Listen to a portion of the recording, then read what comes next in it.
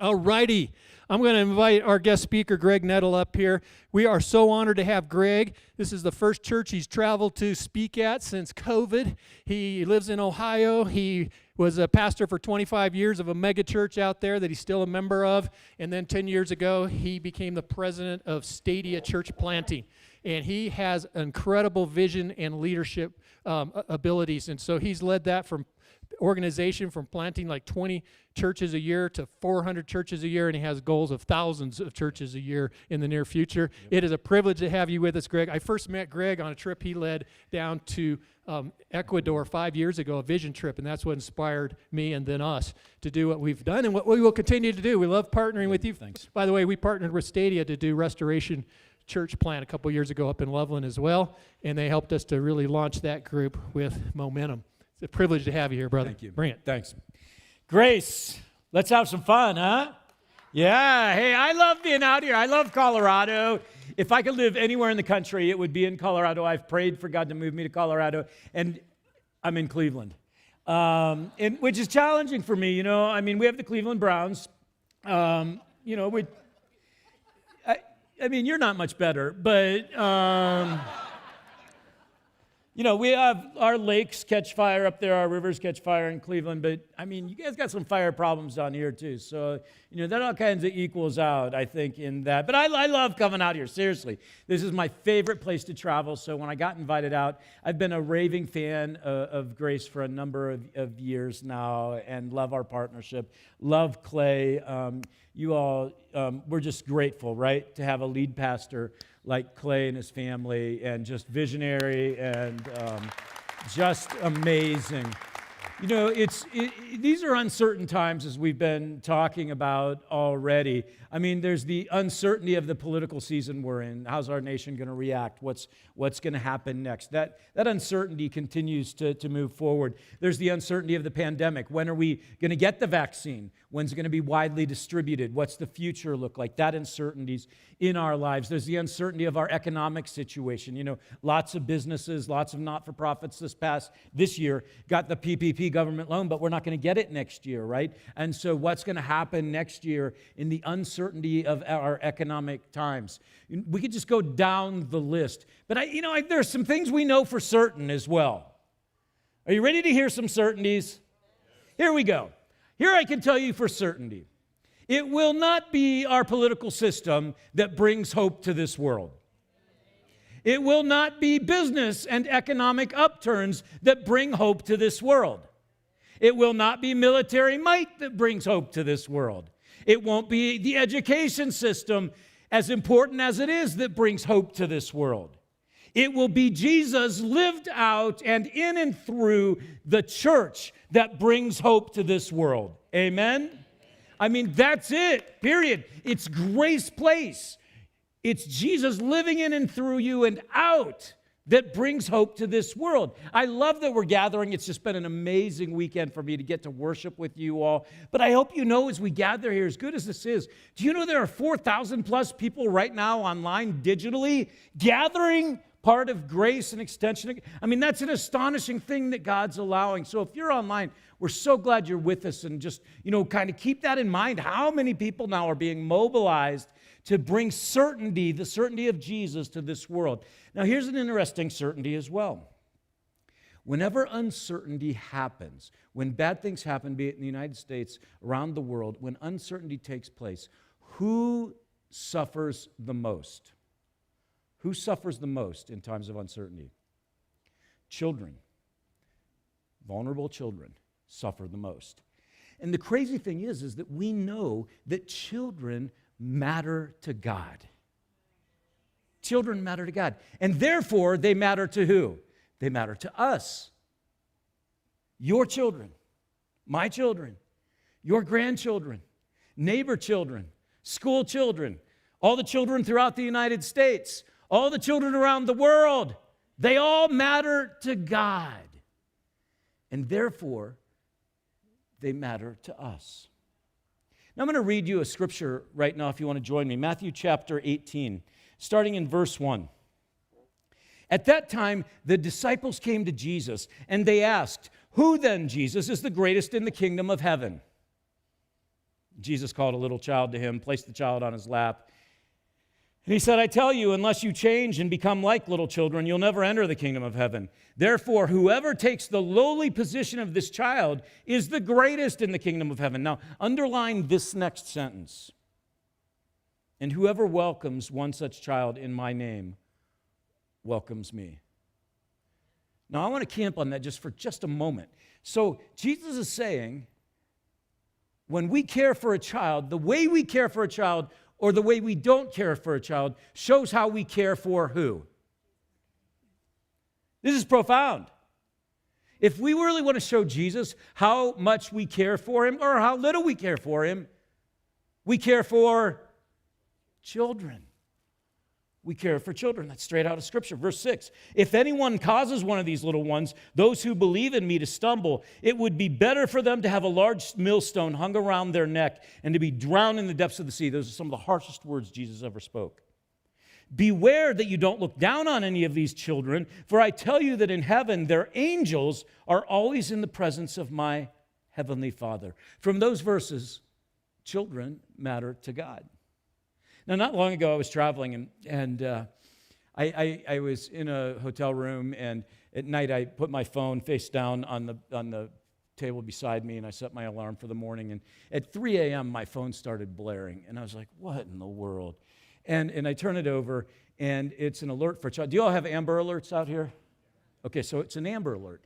And so it's going off, and I shut it off, and I'm reading about it, and it's this little, I think it was an 11-year-old girl who had been abducted. I don't remember what kind of car, and red car, but I'm not anywhere where I know anyone or know the area or anything. And so I delete it, and then I actually got back in bed, started feeling a little bad, so I said a quick prayer for this little girl. And then I went to sleep.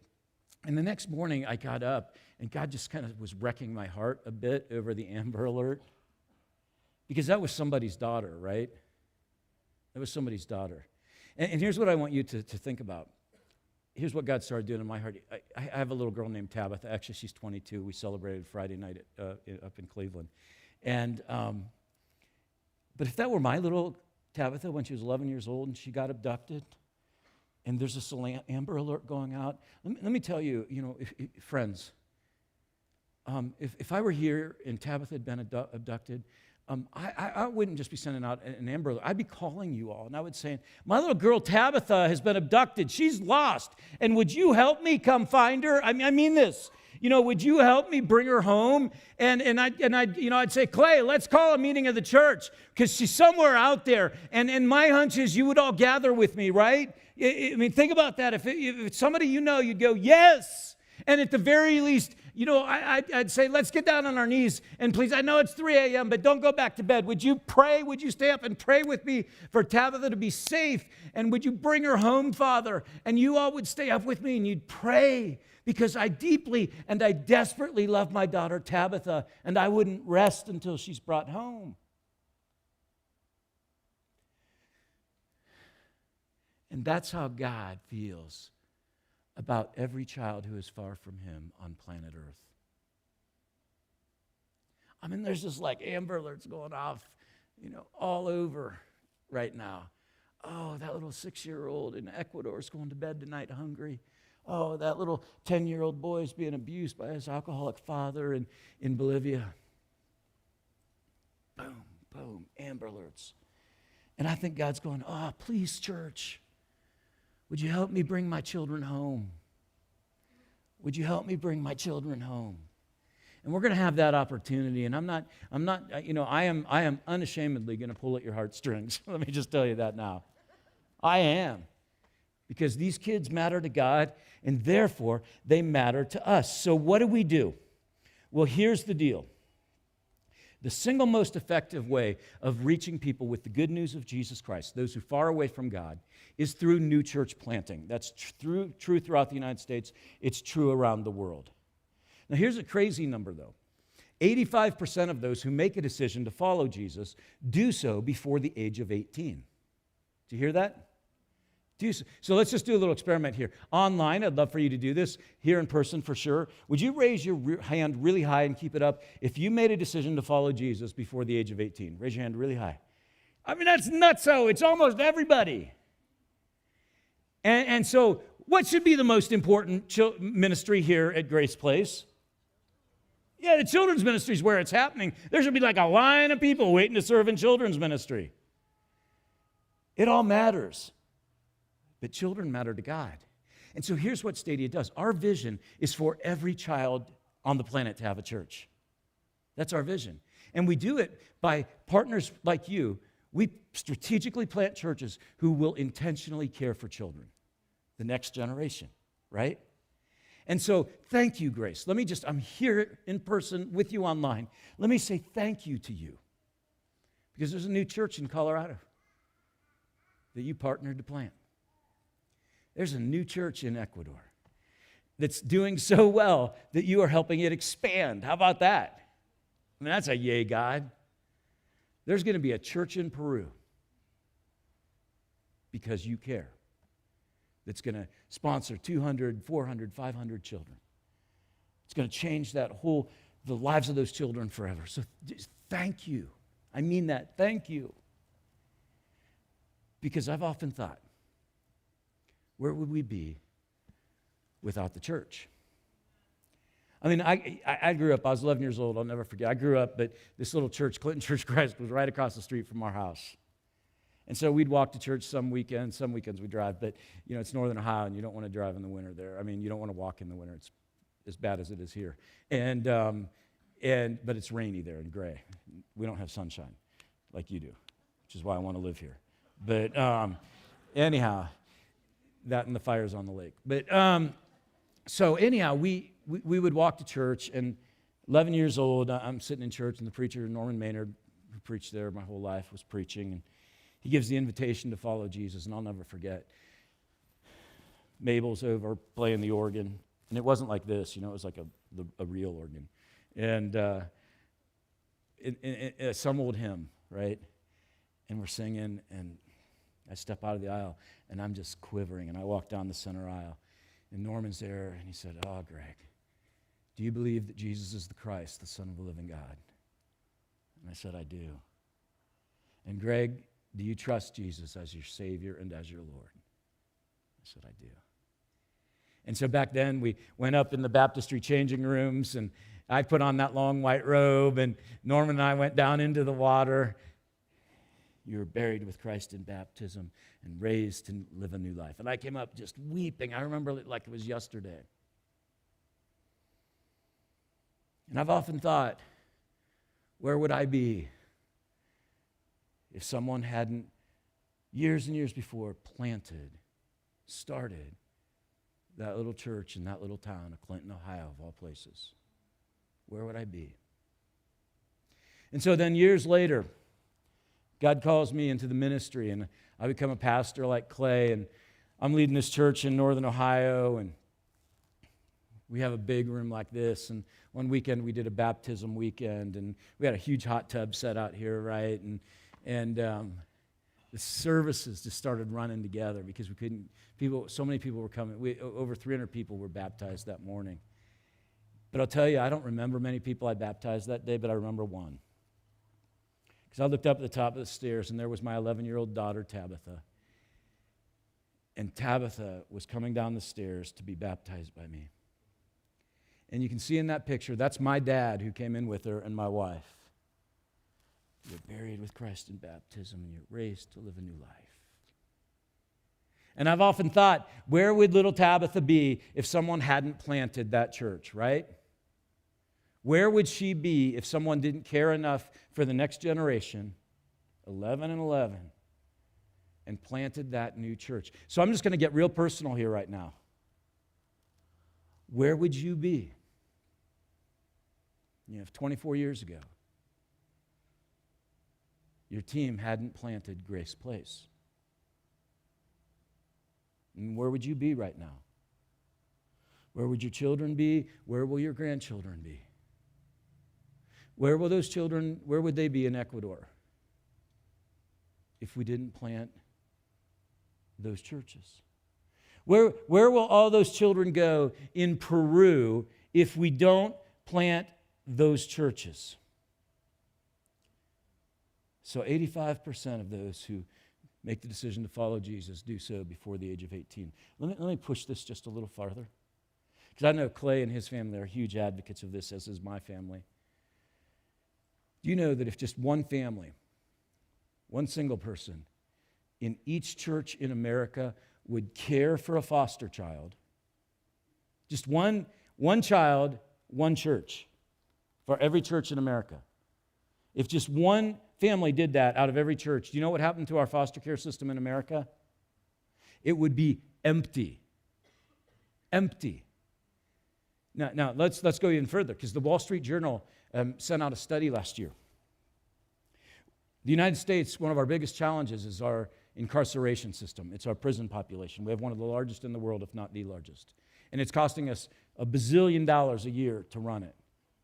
And so what do we do with that? How do we fix that problem? Nobody can come up with an answer. We have the answer. Here's what Wall Street Journal discovered. 80% of our prison population, think about this, 80% of those in our prison population have spent time in our foster care system. Okay, so what would happen if we as a church cared for children the way that God cares for children, and we cared for those foster children? We brought them into our homes. We took them out of a life of incredible uncertainty, right? And we gave them the certainty of Jesus in our homes. What would happen to our prison system? We wouldn't be dealing with this, friends. We wouldn't be. Because, see, it's not government that'll bring hope to the world. It's not our prison system. It's not military might. It's not education system. It's Jesus lived out through the local church. That's how we change this country. You see, I believe that every child is at risk. Every child. There are dangers and diseases that stem from poverty, right? But there's also dangers and diseases that stem from prosperity. Let me give you an example. So little Kazelle lives in Bolivia. She's 6 years old. And Kazelle goes to bed at night, and she's at risk spiritually because Kazelle is thinking about the boys who may physically abuse her tomorrow. Kazelle goes to bed at night. She doesn't have to worry about what she's going to wear to school tomorrow because she only has one outfit. Kazelle goes to bed at night, and she's hungry because they had just some rice that day to eat. So she goes to bed, and she can't even think about Jesus because she's just wondering if she's going to have food to eat tomorrow. So she's spiritually at risk. And I think we get that. But let's come back to my daughter Tabitha. And so here's the poverty line of enough, and then we're going to move up to prosperity. And just by virtue of being born in the United States, my daughter Tabitha lives in prosperity. And so Tabitha, we'll say 12 years old, goes to bed at night, and she's spiritually at risk because she has the dangers of the internet. And so the abuse by boys and stuff that Gazelle worries about, Tabs are different, but there's social bullying that takes place on social media, and she's at risk. Tabs goes to bed at night. She worries about what she's going to wear tomorrow to school. Why? Because she can't choose. She's got too many choices in her closet. Tabitha goes to bed at night, and she's spiritually at risk, and her danger comes this way. Her danger is that I have all my needs taken care of. Life is good. I don't really need to think about Jesus. And the spiritual risk is just as great as extreme poverty. All children are at risk. So how do we define extreme poverty? Well, the world system describes it as living on $1.25 per day. Okay, $1.25. So that's very clear structured. But how do we live? How do we define prosperity? That's more difficult, right? Because a lot of us don't think that we're prosperous. So I'm going to give you a quick quiz and to determine this.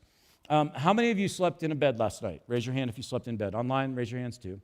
Okay, how many of you had a roof over your head in the bed that you slept on? Because out here in Colorado, that's questionable. That's one of the things I love about Colorado, you know? How many of you got up this morning, you had running water? You were able to take a shower, run some water, do whatever. How many of you have shoes on your feet right now? Raise your hand. Yeah, the online people are like, none of us.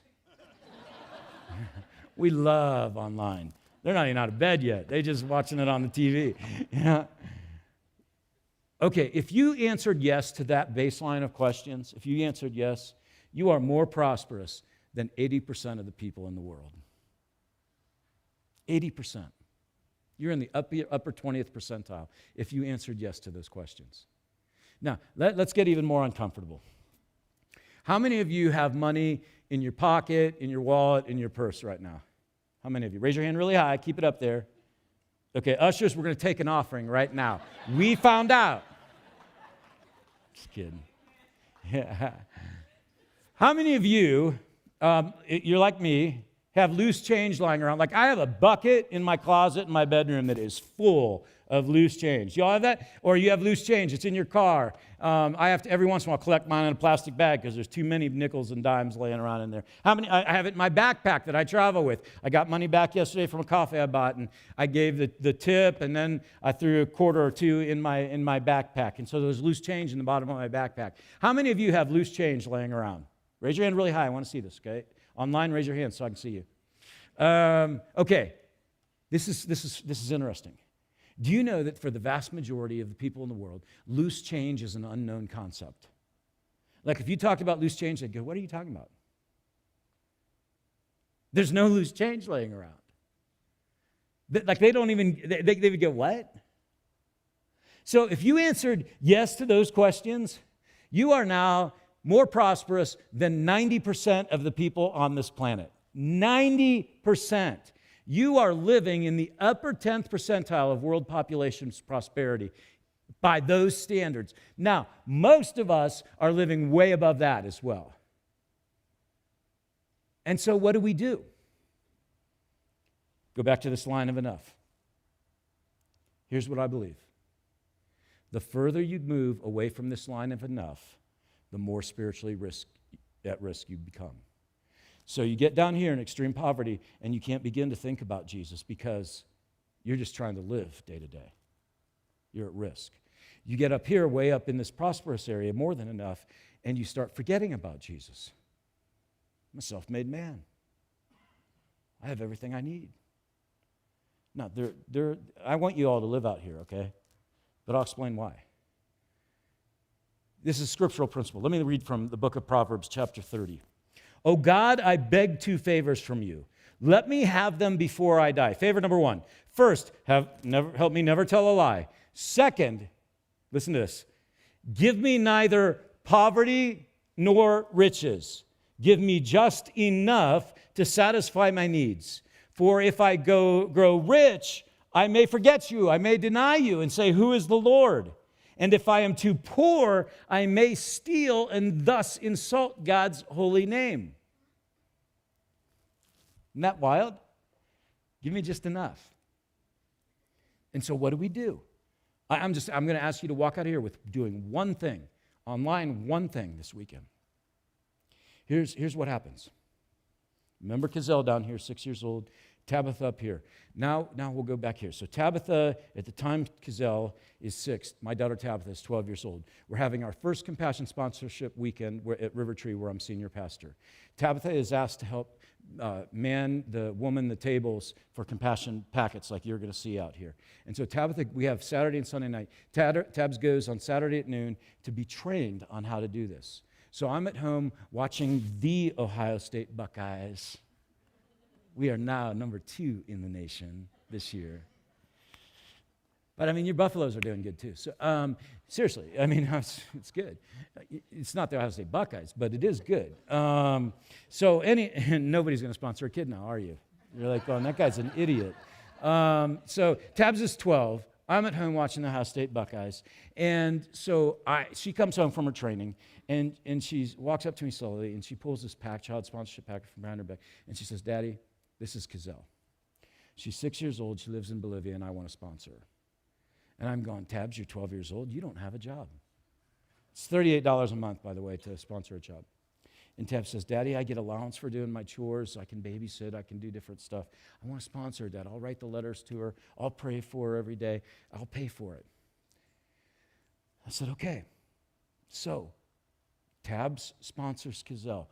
So Cazelle's down here in Bolivia. Little 12-year-old girl in Ohio sponsors her. Cazelle now gets a hot meal every day. She's part of a local church. being loved on, learning the certainty of Jesus. She gets education. She gets medical care. This is for this $38 a month, okay? She gets all of that. Which way does Cazelle move on the spectrum of risk? She moves this way, right? Cazelle now is less at risk. Now, here's the beauty of this.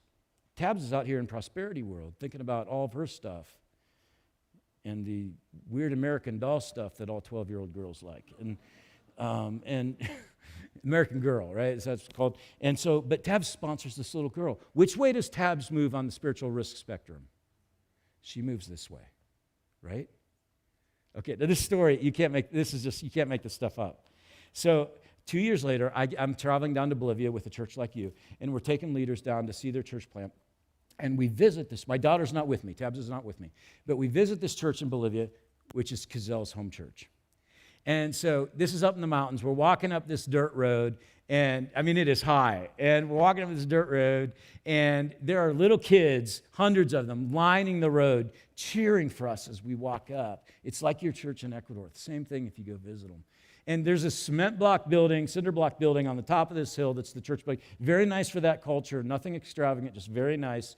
But it was so surreal. There is a band on the roof of that building playing this old hymn called Power in the Blood.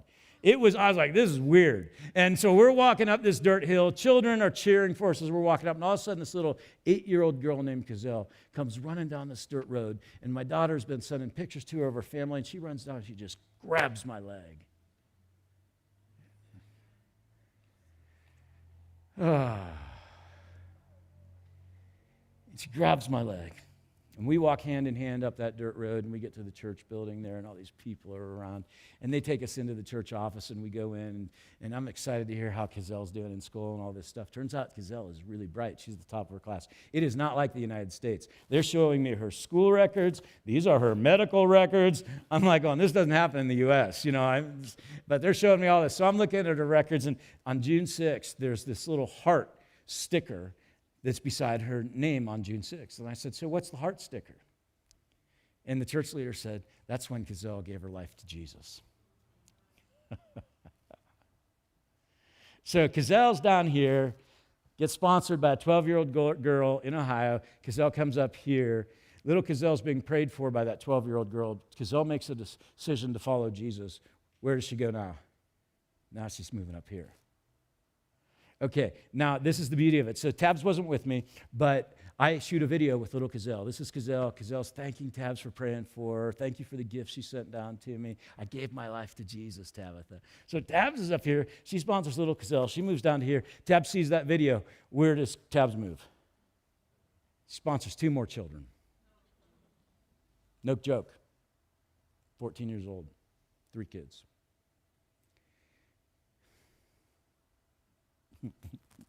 This is good stuff. So, Tabs is now 16 years old when this story takes place. We take 4 families to Ecuador for Thanksgiving, just families like you all. We just said, let's go to Ecuador and see church planting and meet kids.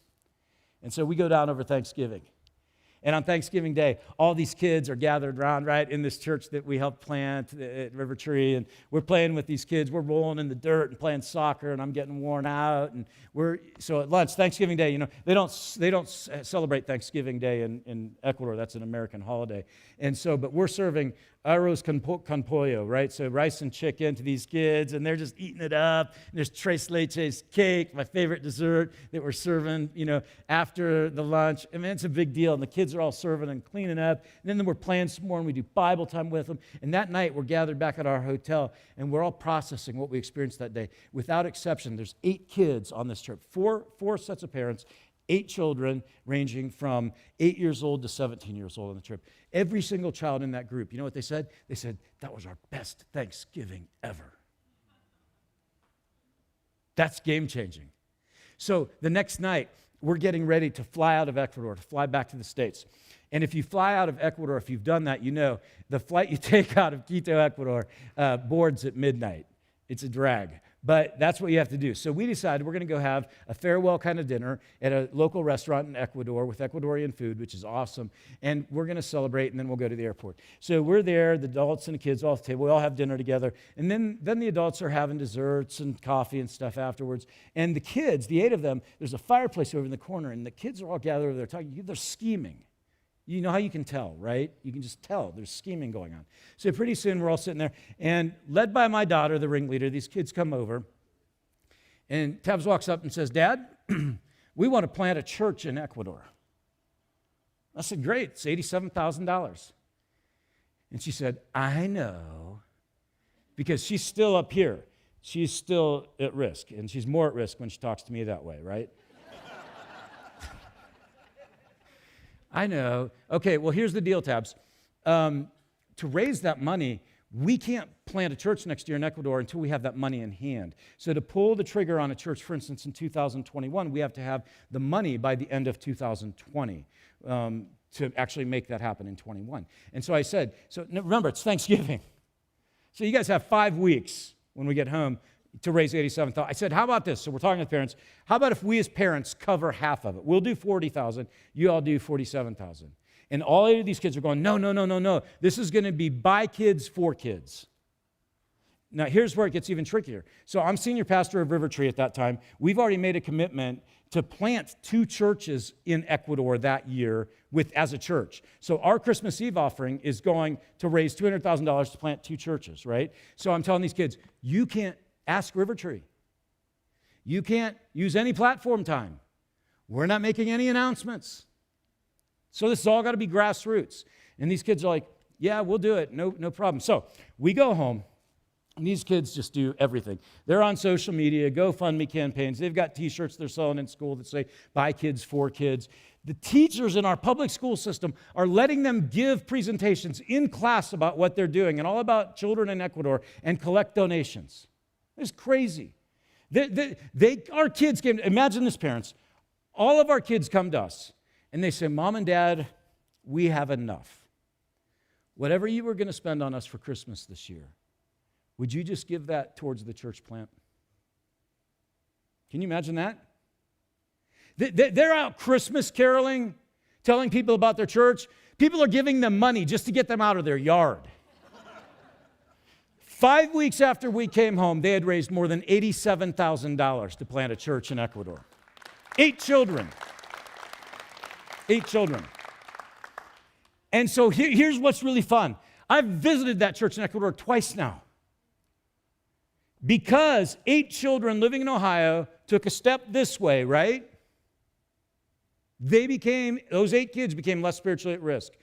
But more than 200 children living in extreme poverty in Ecuador took a step this way because 8 children says, we're going to do it. Right? And so for some of you, here's the deal. We started off with 107 or 17 packets out there this morning to be sponsored in Ecuador. And I don't know how many's left. Please don't leave here until every packet is gone. I'm just asking you, I'm begging you, online, you can text to get a packet.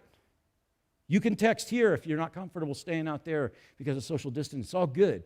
But don't let those kids go unsponsored. Some of you, God might be saying to you right now, I can plant a church, and I'd love to talk with you. I can plant a church. We can plant a church. Okay, because here's, and I'm gonna wrap up now, but here's why this matters so much. I carried this on the plane. TSA was a bit of a mess with it. 18,000 BBs. Sir, why do you have all those copper BBs in your bag? Well, anyhow, I explained about Grace Place, so you'll be visited soon. And every 24 hours, there's 18,000 BBs in here. Every 24 hours around the world, 18,000 children under the age of 18 die from poverty or poverty-related preventable diseases. 18,000 every 24 hours. That's over 126,000 children every single week. Listen to this staggering number. That is 6.5 something million million every year that die from poverty or poverty-related preventable diseases. These are children that God deeply and desperately loves, that he's going, Amber Alert, Amber Alert, Amber Alert, 6,500,000 times. And there is no excuse, because this is a pandemic that we can end in our generation. Listen to this. 10 years ago, that 18,000 number was 40,000 every 24 years. There's some good news, right? When you hear things are getting worse in the world, they are not. They are getting better. Think about that. It's gone from 40,000 to 18,000 in the last 10 years. Isn't it about time it went from 18 to 8 and then 8 to 0? Friends, the government's not going to do it. It's the local church. It's you and me living this out. Because this pandemic, every BB represents a life. Every BB. 18,000 BBs. 18,000 children. Every one of them with a name. Every one of them with a face. Every one of them that we love. So I'm asking you today to go, yep, made a difference for that one.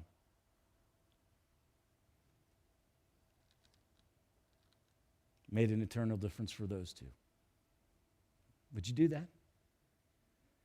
And by the way, I don't work for Compassion. But I love this ministry. I love this ministry. Grace Place, thank you for your partnership.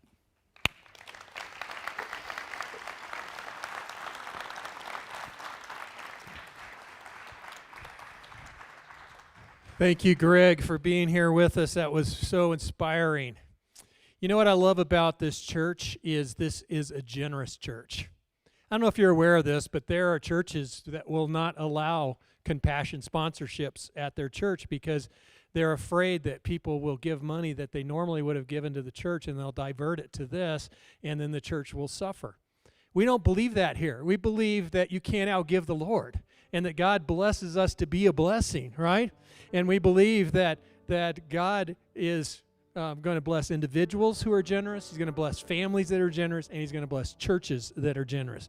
So I feel so blessed to be a part of a generous church. And you all just continue to give to meet our regular needs and outreach budget here. You do it online by going to graceplace.org. You do it by texting to 84321.